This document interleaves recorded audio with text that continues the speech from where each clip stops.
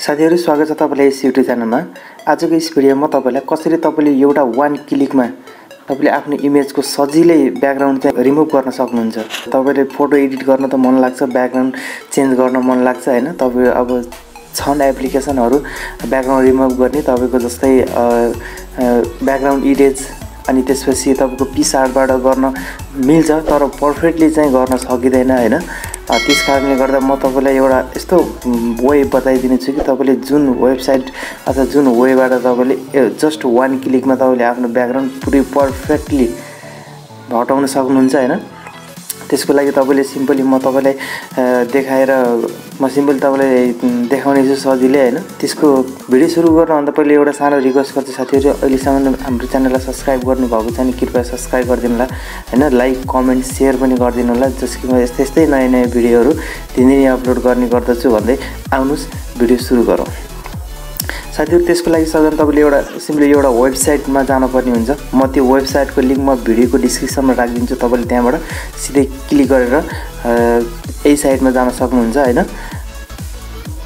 यो साइटमा तपाई यहाँ आउनुहुन्छ, तपाई जस्ट त्यहाँबाट क्लिक गर्नुस् हैन लिंकमा।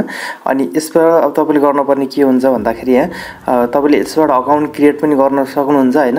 जस्तै अकाउन्ट क्रिएट नगरेर पनि तपाईले चाहिँ यहाँबाट ब्याकग्राउन्ड चाहिँ रिमुभ गर्न सक्नुहुन्छ। जस्तै त्यसको लागि के गर्नुस् त, यहाँ जस्तै सिम्पल अपलोड इमेजमा जानुस् हैन। अब यहाँबाट तपाईले चाहिँ एउटा इमेज सिलेक्ट गर्नुपर्ने हुन्छ, कुन इमेज तपाईले सिलेक्ट गर्ने हो। जस्तै मलाई इमेजमा देखाइदिन्छु हैन।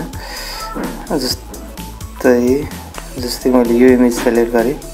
अब यहाँ देख्न सक्नुहुन्छ तपाईले यहाँ अपलोडिङ भइरहेको छ। अब त केही गर्नु पर्दैन, सिम्पल जस्ट अपलोड भयो। अब यहाँ तपाईको रिजल्ट देखाइदिन लागिरहेको छ, हेर्नुस् ओरिजिनल यस्तो आइरहेछ भने यसलाई हेर्न सक्नुहुन्छ साथीहरु। कति पर्फेक्टली चाहिँ तपाईको यो चाहिँ ब्याकग्राउन्ड चाहिँ सजिलै रिमुभ गर्दिछ। अब अथवा तपाईले यहाँबाट फेरि कुनै पनि अब त्यस्तो पर्फेक्ट लागेन भने तपाईले यहाँबाट सिधै एडिटमा गएर एडिट पनि गर्न सक्नुहुन्छ हैन। एडिट गरेर अब तपाईले यहाँ जुम गर्नुस् हैन। तपाईले कहाँनेर अब जस्तै यहाँनेर अलिकता आएन हैन। अब जस्तै यसलाई के गर्नु त, ब्याकग्राउन्ड अब यहाँ ब्रश साइज चुज गर्नुस् हैन। ब्रसेसको अब इरेज गर्ने हो कि रिस्टोर गर्ने, हामीलाई चाहिँ अहिले इरेज गर्न छ हैन। अब यसमा इरेजमा क्लिक गरेर अब तपाई यहाँबाट यसरी सिधै तपाईले के गर्न सक्नुहुन्छ त, यसरी यहाँबाट अन्डो पनि गर्न सक्नुहुन्छ तपाईले। यो यसमा टपमा लगाइदिनुस् जो तपाईलाई आवश्यक सजिलो हुन्छ। ल यहाँबाट सिधै तपाईले यसरी रिस्टोर गरेर इरेज पनि गर्न सक्नुहुन्छ। मेरो यति भयो। अनि तपाईले यहाँ अब यति भइसकेपछि साथीहरु यति भइसकेपछि अब तपाईले यहाँ एडिट गर्न सक्नुहुन्छ। तपाई इरेज गर्ने हो कि रिस्टोर गर्ने, यहाँबाट रिस्टोर गर्न सक्नुहुन्छ हैन। यति गरिसकेपछि तपाई यहाँ अब यहाँ तपाईले सिधै यसलाई यहाँबाट डाउनलोड गर्न सक्नुहुन्छ। डाउनलोड अब डाउनलोड इमेजमा जानुस्, डाउनलोड तपाईको इमेज हुँदैछ। अनि अर्को साथीहरु अर्को चाहिँ के गर्नु, तपाईले यहाँबाट एउटा प्रोफाइल चाहिँ क्रिएट गर्नुभयो भने यसमा हैन तपाई रजिस्टर गर्नु भने तपाईले दिनमा एउटा एचडी फोटो हैन फुल साइजको फोटो तपाईले यहाँबाट डाउनलोड गर्न सक्नुहुन्छ हैन। यसलाई चाहिँ तपाईले यहाँबाट गेट वन फ्री भनेछ हैन।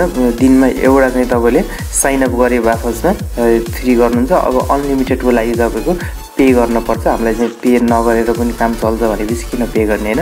अब तपाईले यो फोटो चाहिँ कुनै पनि अब तपाईले के गर्नु, पीएनजी फाइलमा गएर डाउनलोड भएको हुन्छ। यो फोटो चाहिँ तपाईले जुन कुनै ठाउँमा पनि लगेर मजाले चाहिँ लगाउन सक्नुहुन्छ।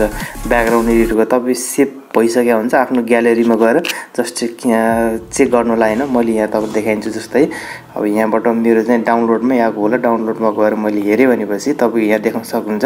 यहाँ आएर तपाई यो फाइल चाहिँ के भन्छ त डाउनलोड भएको छ भन्दै। साथीहरु आजको भिडियो कस्तो लाग्यो, यदि राम्रो लाग्यो भने लाइक शेयर कमेन्ट सब्स्क्राइब गर्न नभुल्नुला भन्दै भिडियोबाट बिदा हुन चाहन्छु।